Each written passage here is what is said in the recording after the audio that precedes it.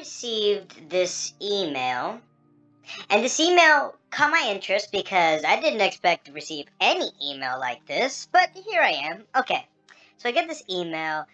It comes from this supposed person who I guess is either PIMO or they're homo, but either way, I am not going to reveal their username or anything to protect who they are, just in case. And it was interesting because it has all these links to YouTube videos, and so it takes me a while to look at it because I didn't, like I said, didn't expect anything. But I looked through it and it caught my interest because it reminded me of the letter writing, which I haven't done in months now. Haven't written a letter in months, thank God. But the campaigns we were doing. You know, writing letters, using the pandemic to piggyback off the pandemic as a way to get people into the religion, into the cult. So you really use people at their most vulnerable times. People who have going through so much already, especially in, early 2020, late 2019, when the pandemic was at its very height.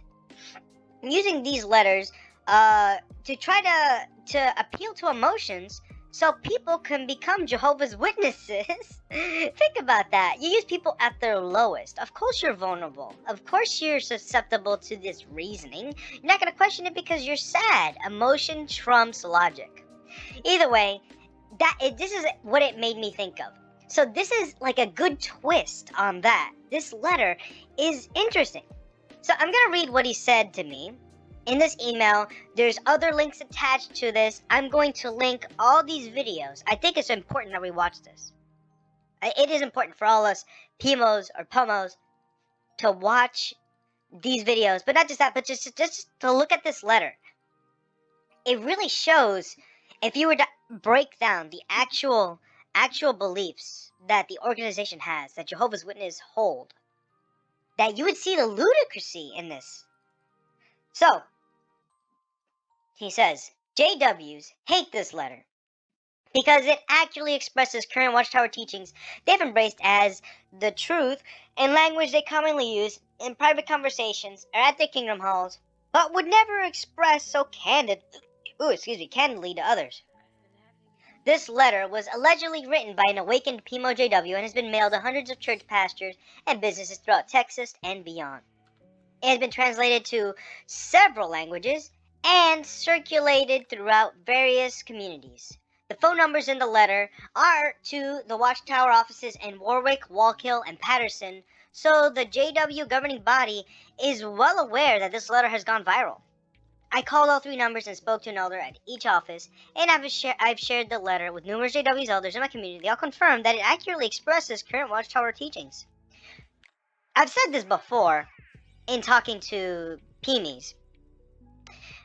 If you were to go door to door, or, like we're going to see now, write a letter, and actually express some of the beliefs I held, the organization holds, no one would convert. No one in their right mind would convert. Because it's crazy. It's crazy. It really is cuckoo bananas. So, we're going to see a little bit. There's a video here. Kim Brooks, Watchtower Letter Campaign. Winston Gilling, ruling this. Peter Corbeil, you can print copies. He sends me a link. He says, I think Colder Pizza's growing audience would love to hear this letter read. And of course, the beautiful helium voice, which I have gone back to. Wasn't into that other, kind of weird sound voice. I gave it a shot, guys. I'm going to try to up the bass and see if I can change it, but I'm going to keep the chipmunk voice. So take that as you will. I'm going to download the PDF, and I'm going to read it here off of this Google Docs. So it's kind of long. It's going to take a few minutes. This might not be the most interesting video, but it definitely gives you a view of the psyche of, like, the beliefs witnesses have and how they never think of it. A lot of times as a witness, when you're completely in, with no doubts, you take these beliefs for granted. You're taught it's the truth, and you're taught to not question it, so you don't look further into it. not realizing that you sound completely nuts. So we'll go ahead and read this. Dear neighbor, since the end of the world, as we know it is dangerously near, we are writing you to tell you the things your minister has not told you, but which Jehovah's Witnesses, jw.org, want you to know. Now, this sounds, when you write a letter, it kind of starts like that. Hey, you give a scenario, right? Like, we're living in difficult times. You may feel there's no hope. Look at what Revelation 21, 3 and 4 says. You have no idea how many times I used that introduction or something akin to that in letter writing. Even in door-to-door ministry back in the day. I would use that so much. So, let's keep going. Jesus Christ, as Michael the Archangel, no explanation there. Like, the explanation is ludicrous, crazy. But there's none here. But either way, he returned invisibly in the year 1914, which is the start of the last days, and proceeded to judge all Christian religions. Wow, real convenient in our days, which we happen to be alive. It's almost as if people always believe the time they live in is important. In 1919, Jesus personally selected the Watchtower Bible and Tract Society, aka Jehovah's Witnesses, as God's spirit-directed organization to preach the good news of God's kingdom before God destroys all human governments and false religion in the approaching battle of Armageddon. Matthew 24:14. Okay, I just want to talk a little bit about that, that Jesus selected this organization, Jehovah's Witnesses. If you look back at when the Jehovah's Witnesses were established in the early days, like 1914, 1919, the late 1800s, well, before they were Jehovah's Witnesses, Bible students, if God were to look at them, he would not be able to. How did God know that that was the organization, given that they're nothing like they are now? They changed so many beliefs, it barely resembles what Charles Russell had established. So, again, he picked this organization knowing they would change in the future? God picks a changing religion? That doesn't make any sense. Okay, continues. Therefore, it is imperative that everyone who wishes to avoid destruction in the approaching battle avoid destruction by Jehovah at Armageddon, become a Jehovah's Witness as soon as possible. And that is very true. Some of the new light that's been brought up kind of makes you feel like if you're not baptized, you're going to die in Armageddon. So, all those poor kids who've been through trauma, all those adults who've been taught in other religious households, so many millions, if not billions of people, they're gonna die. But people who apparently never had a chance to, or never learned about Jehovah's Witnesses and got to live their whole lives, they're gonna go off scot-free. I don't understand the logic in that.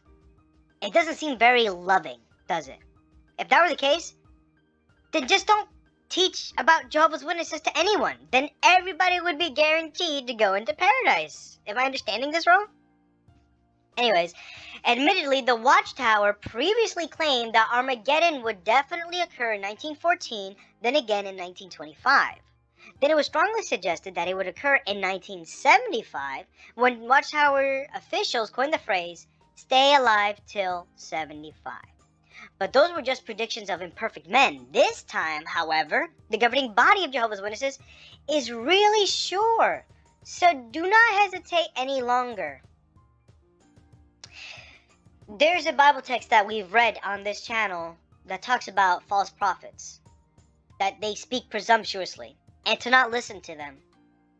It's not even funny, the irony in the organization being false prophets, yet calling others false prophets. They're literally like the Pharisees. Continues. Do not make the common mistake of reading your Bible without the aid of Watchtower publications, because you might conclude that Jehovah's Witnesses are wrong. The governing body of Jehovah's Witnesses is Christ's faithful and discreet slave. And only the governing body can accurately interpret the Bible. That's true. And not only can they accurately interpret the Bible, they make their own version of the Bible, call it the New World Translation, and then release a updated New World Translation that's even worse and more biased than the previous. It is like the worst translation you can use. So, forget everything your minister has told you, because all religions, except for Jehovah's Witnesses, are false religion, and their ministers are actually ministers of Satan who has blinded their eyes. I've always wondered that too, and I've tried to explain that if I'm any other religion, let's say, and I'm very devout, I believe I fully am doing God's will. I'm doing everything my set of core beliefs lead me to do, according to my interpretation of the Bible. Yet God would let me die in Armageddon just because I said no to these people who are knocking at my door at 9:30 a.m., at 10 a.m.? Do you really think God would be that unloving? Yet, many witnesses would say, oh, well, God's going to read their heart. There's going to be a second chance for them. They have this wishy-washy belief that the Watchtower doesn't hold to. This is like a personal interpretation, but this is not what they preach. That's why it's so dangerous to do letter writing and door-to-door witnessing as a PIMO, because you are inadvertently trying to convince people to join a religion that you know is harmful.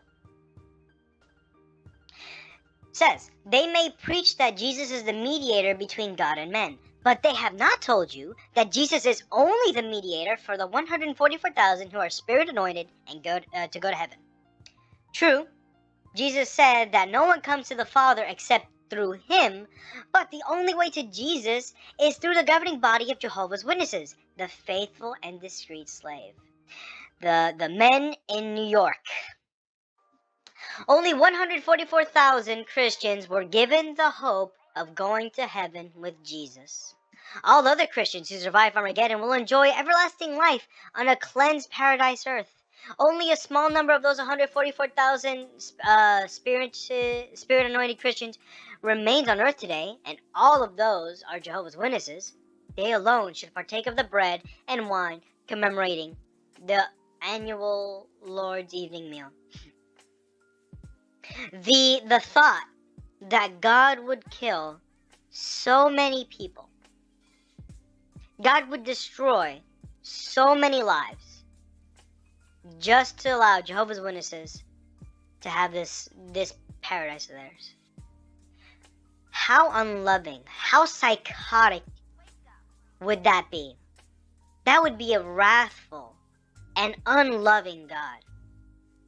Truly loving would be to let everybody go into paradise, show your existence, and just tell people what to do as God. Yet they have this wishy-washy belief. Can you imagine the bodies that there would be to pile up in paradise? The families torn apart? The bloodshed? Jesus Christ. Jesus. Jehovah's Witnesses believe it is a sin to accept life-saving blood transfusions, because the Bible plainly tells Christians to abstain from ... blood. This is one thing too that has affected me personally, not in the sense that I've needed a blood transfusion or not, just in the sense that all the blood the organization has in their hands, probably thousands of children, adults, people who are witnesses, or were witnesses rather. All those people died because they didn't accept blood transfusions. And for what? for not. Okay. Admittedly, many scholars say that the only biblical prohibition regarding blood was against eating the blood of animals killed for food. But these scholars are wrong, because the faithful and discreet slave says so. Why are they wrong? Because they say so. And if you question that, guess what happens? You get in trouble. Thousands of Jehovah's Witness men, women, and children have died for refusing life-saving blood transfusions because only the governing body of Jehovah's Witnesses can determine what is or is not a matter of conscience, because they speak for Jehovah himself. And according to the Watchtower, one must be prepared to obey the governing body or one's local elders, even if doing so makes no sense from a strategic or human standpoint. If one dies needlessly by doing so, there is always the resurrection hope for those who die for obeying the governing body. Isn't that sad? And very true. You are to follow the governing body or the elders on a local level, regardless of whether it makes sense or not, of logic. It might not, the logic they use is, it might not make sense now, but it will later. New light, old light. What? Hogwash. They could tell you to walk off a cliff, and the sheep would just follow suit. People who leave their family's religion and become a Jehovah's Witness are often disowned and shunned by their families. Such persecution is to be expected because Jesus said he came to cause such divisions among families. However, when Jehovah's Witnesses ostracize, cut off, and shun family members who leave their religion for conscientious reasons such as unscriptural Watchtower teachings and practices, it is out of love to help the straying one return to Jehovah. Tearing families apart out of love is encouraged by the governing body of Jehovah's Witnesses. Exactly. Yes. Yes. I can't even imagine the amount of families that have been torn apart because of this unloving arrangement that Jesus himself would tear down. Insane. One year, the Watchtower Society is putting a watchtower saying that shunning is a pagan thing. The next year, bam, shunning is now a thing. It just doesn't sound so bad because they don't call it shunning, they call it disfellowshipping. They use a few Bible texts to promote it, but in the same way they can use a few Bible texts to edge on that idea that shunning is a biblical thing, you could probably find texts that say otherwise. So it says, don't be distracted by all the lawsuits and negative publicity against Jehovah's Witnesses for failing to report the crimes of pedophile elders, ministerial servants, and pioneers or missionaries within their congregations, which crimes were never reported to civil authorities but were kept hidden in a secret Watchtower database. Jehovah's Witnesses are in the world, but they are not of the world. As Jehovah's representatives, they have the right to disobey laws which they deem to be in conflict with Jehovah's laws, like the first century Christians. Jehovah's Witnesses must obey Jehovah as ruler rather than men. Or are they obeying the governing body rather than Jehovah God? Are they really obeying God when they're doing everything men in New York are telling them to do? So it is okay for Jehovah's Witnesses to withhold the truth for the purpose of misleading enemies of Jehovah, even if they do so in courts of law after having sworn to tell the truth, the whole truth, and nothing but the truth. So help me God. Liars! I thought it was a sin to lie. Explain yourself. Before visiting a kingdom of Jehovah's Witnesses, be advised that Jehovah's Witnesses are well-groomed and modestly dressed, which is true. Their female-approved associates wear minimal makeup and jewelry, and choose dresses that show no cleavage and with hemlines below the knee. Their male-approved associates refrain from wearing beards and tight pants, which were designed by homosexuals, according to who? The faithful and discreet slave. Visitors are encouraged to adhere to these guidelines in order to fit in and to avoid receiving judgmental stares from others, which we all know it is so true. I'll never forget, like, some 10 years back, we had that meeting. I don't even remember what is an annual meeting. I don't know. But that's when Tony Morris, had the famous tight pants, homosexual thing. And immediately, there were brothers after that feeling the pants of other brothers to see how tight it was. There was an elder, I even remembered, that was looking at a brother who was going on taking steps to be a ministerial servant. He was like right there. And he saw his pants were tight and he talked to him.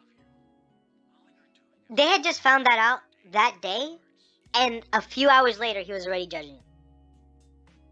Our poor sisters can't wear anything. The brothers can't even have a beard, which is modest. I would say beards are modest. Most Americans would say beards are modest. Most people on earth would say beards are modest, not just Americans. So, this letter, you could replace the letter you write with this letter. I would be rather strategic with it, though. I wouldn't write it necessarily in my territory. Maybe I'd get an older territory and kind of do it without, or know where my territory is and sneakily send these letters out. But I would replace my letters with this sort of letter, because this really shows how insane the Jehovah's Witness organization is. Their true beliefs, not this wishy-washy diet Jehovah's Witness beliefs that many people hold to and believe is the truth. No. People don't know. Outsiders don't know what Jehovah's Witnesses believe. They think Jehovah's Witnesses are just like a Christian sect. They don't know how deep the rabbit hole gets. Like Alice in Wonderland. But really, it's something else. You step aside from the facade and you see it for what it really is. Craziness.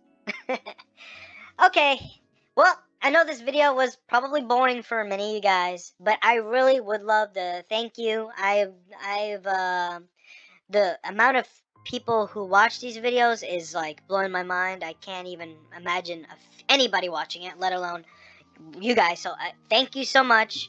Like I said, the links to these videos that are here will be in the description down below. I don't know about this PDF. You could just email me and I will email it back to you so you can have it, because I don't feel safe like putting Google Docs in the description. I'm just keeping everything safe. I'll also post my Twitter there. On Twitter, I'm a little more active in a political sense, where I have many of my political opinions and, just current event stuff. I'll be getting into other things other than Jehovah's Witnesses, but I really feel the need to vent. So I'm all on board with this kind of video discussion. I've said it before and I'll say it again, downstairs. Yes, downstairs, if you go downstairs and take a left. No, down in the comment section below, this is an open discussion. I am not deleting anything unless it's like blatantly racist or sexist, homophobic, right? But, anything when it comes to religion, go ahead and comment. I am not going to delete. I might reply, I might just look at it, whether if I'm feeling trigger happy or not. But yes, just comment below, tell me what you think. Hit the like button or dislike button if you didn't like it. Subscribe. And I will see you guys in the next video. Take care, and as always, goodbye.